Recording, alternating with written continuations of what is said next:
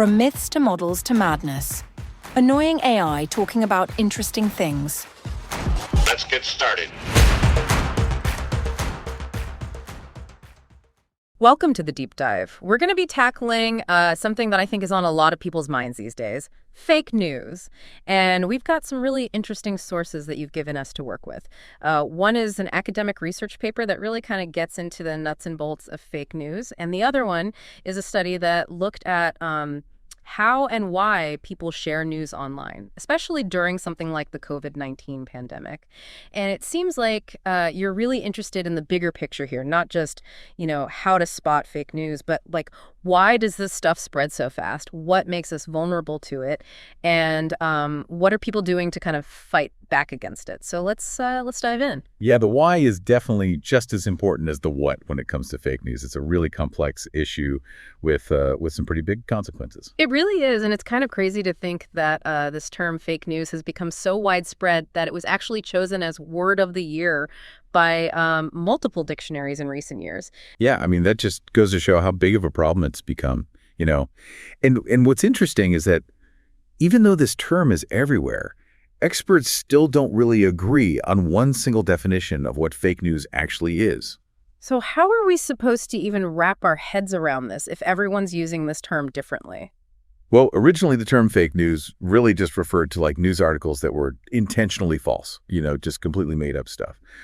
But as the problem has gotten bigger and more complex, the definition has also kind of evolved. Okay, so we've got intentional falsehoods, which is scary enough on its own. But what about those times when, people share something that's not true, but they don't even realize it?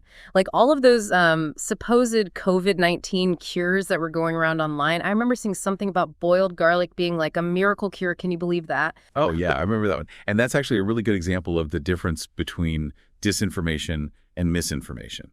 So disinformation is something that's created and spread with the intent to cause harm, like someone's actually trying to lead people. But then you have misinformation, which is when someone shares something false, but they don't actually realize that it's not true.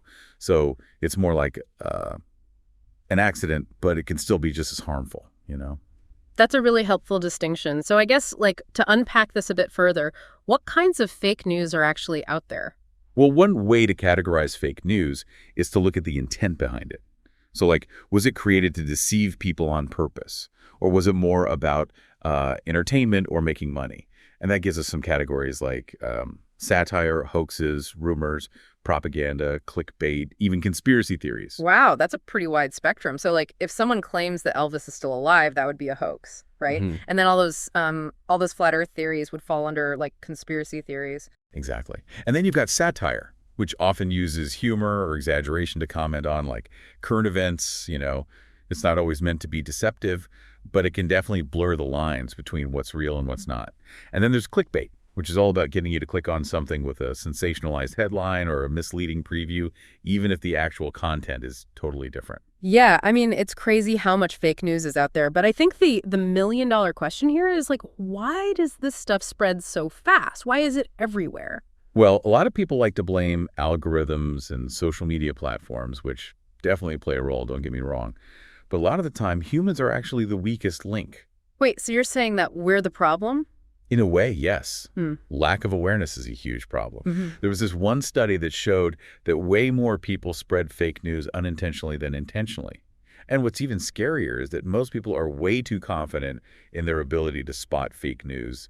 They think they're better at it than they actually are. That is a little unsettling. So even if we have good intentions, we could still be contributing to the problem without even realizing it. Absolutely. And it's not just about knowing the facts. There's a whole psychological component to this too. We humans have these cognitive biases like confirmation bias, where we tend to favor information that confirms what we already believe. And then there's motivated reasoning, where we basically try to justify our beliefs even when we're faced with evidence that contradicts them. So it's not just about lacking knowledge, it's about how our brains are wired. Exactly. Even people with the best intentions can be vulnerable to these cognitive biases. We all have our own, preconceived notions and ways of processing information.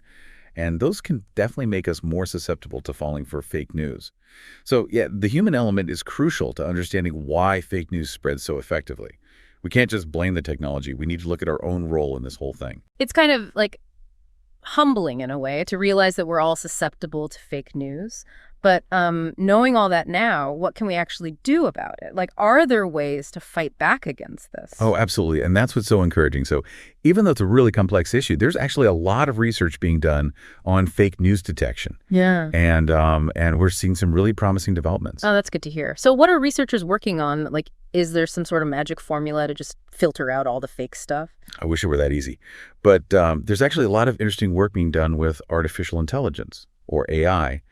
And these algorithms can actually be trained to kind of identify the subtle cues and patterns that often indicate fake news. It's like giving computers a crash course in critical thinking, teaching them to recognize the signs. That sounds pretty impressive, but I imagine there are some limitations with what AI can do, right? Right. AI is a really powerful tool, but it's definitely not a silver bullet. Even the most advanced algorithms need a ton of data to be effective.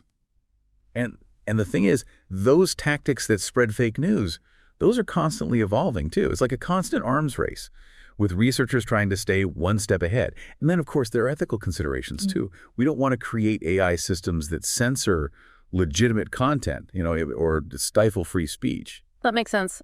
AI can be a helpful tool, but it's not like the ultimate solution. So what about those organizations that are specifically dedicated to fact-checking? Are they making a difference? Oh, yeah, definitely. Fact-checking organizations are doing some really important work. They're, debunking false claims and holding sources accountable.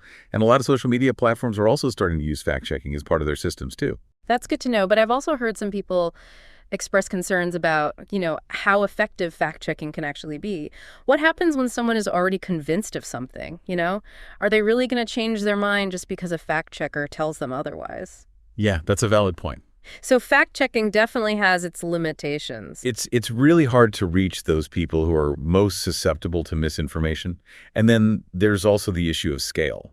Like, fact checkers simply can't keep up with the sheer volume of information that's being shared every day. So it's constant battle. Okay, so if AI isn't perfect and fact checking has its limits, then what does this mean for us? What can we, as individuals, do to protect ourselves from fake news? That's the key question.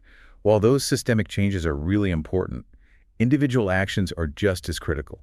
You have the power to become a more discerning consumer of information. I like the sound of that. So what are some practical tips that we can use? Well, the first and most important thing is to just be skeptical, especially when you're seeing content that's really emotionally charged or sensationalized. Ask yourself, what's the source of this information? Is this coming from a reliable source? So don't just share something because it makes you angry or outraged? Exactly. Take a breath and think about it first. And before you share anything, try to check it against a couple of other sources to make sure it's being reported consistently. Look for reporting that's based on evidence, not just opinions. That makes sense. But what about those times when we find ourselves, kind of gravitating towards information that confirms our existing beliefs? How can we break free from that? Well, that's where being aware of your own biases comes in. We all have biases, but recognizing them can help us to avoid falling into those echo chambers where we only see information that reinforces what we already think. So it's about actively seeking out different viewpoints, and being willing to challenge our own assumptions. It's easy to get comfortable in our own little bubbles, but we really need to step outside of those sometimes. Are there any other specific resources that you'd recommend for fact-checking and staying informed? Oh, there are some great fact-checking websites out there like PolitiFact and Snopes, and a lot of reputable news organizations have their own dedicated fact-checking teams too. The key is to be proactive and make fact-checking a regular part of your routine. Think of it as a workout for your brain. So we need to be like detectives, constantly investigating the information that we're seeing. Exactly. The more you practice that critical thinking and questioning, the better you'll get at spotting fake news. And actually, that study you mentioned earlier about sharing intentions? Well, that one actually sheds some light on why people share information online, especially during times of uncertainty. Yeah, this is what I find so fascinating, the whole psychology behind sharing. So what did this study find? Well, one of the key findings was that people who had less knowledge about a certain topic were more likely to believe misinformation, especially if it was presented in a video format. So it's not just about what we're sharing, but how it's presented, too. Exactly. The format can have a huge impact. What else did this study find? They also looked at the role of emotions in sharing. Sometimes we share things simply because they make us feel something, whether it's anger, sadness, or happiness. It's totally natural to want to connect with other people through shared emotions. Oh, yeah, absolutely. Like when you see that heartwarming video of a rescued animal, you just got to share it. But how does that relate to fake news? Well, this study actually found that people were more likely to share fake news if it made them feel a strong emotion, even if they knew it was fake. It's almost like the emotion overrides their better judgment. Wow, that is fascinating. So even if we know something is fake, we might still share it because of how it makes us feel. It seems like understanding the psychology of sharing is just as important as being able to spot fake news. That's exactly right. It all comes back to that human element. We're all emotional creatures, and our emotions can really influence our online behavior. So to fight fake news effectively, we need to be aware of those emotions and how they might be affecting our choices. It's crazy how much we've learned about fake news just now. It's a lot to take in. Like, there are so many different angles to consider. It really is a deep dive.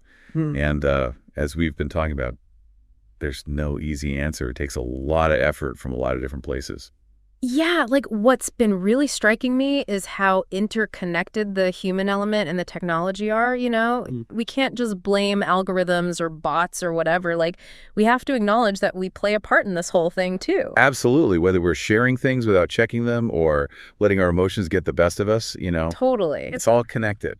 So I guess the main takeaway here is that we need to be way more critical when we're online. Especially on social media. Oh, yeah, for sure. Think before you share, Double check the source. And don't just look for things that confirm what you already believe. Yeah, we have to be willing to, challenge our own assumptions. Exactly. It's so easy to just stay in our little echo chambers, but it's so important to break out of those. Definitely. And it's not just about finding information that supports our beliefs. It's about, being committed to the truth. Thank God. Even if it's uncomfortable, even if it's something we don't want to hear. It's not always easy, but it's so important. This whole deep dive has been a real eye-opener for me. It's made me realize that this isn't just about learning a few tricks or, relying on technology to fix everything. It's much bigger than that. It's like a whole new way of thinking about information. A whole new mindset. And a big part of that is being more skeptical, being more committed to finding the truth. And being open to changing our minds. Yeah, exactly. And, the research and education in this area is so important. The more we understand about how misinformation spreads, the better we'll be able to fight back against it. So for all of you listening out there, what are your big takeaways from all of this? Now that you've learned all about how fake news works, how do you feel about your own role in all of this? It's something to think about, for sure. It's a constant process of learning and being aware. And remember, this deep dive has just scratched the surface. There's so much more to explore. Oh, yeah, tons. Like how misinformation spreads across all these different platforms and the role that emotions play in all of this and all of the ethical questions that come with these AI solutions. It's an incredibly complex issue. But it's also fascinating. For sure. And it's something that, we all need to be paying attention to. Absolutely. So keep learning, keep questioning everything, and keep diving deeper. Don't ask what AI can do for you. Ask what you can do with AI. Let's go. Empower yourself at virtualstorylab.com.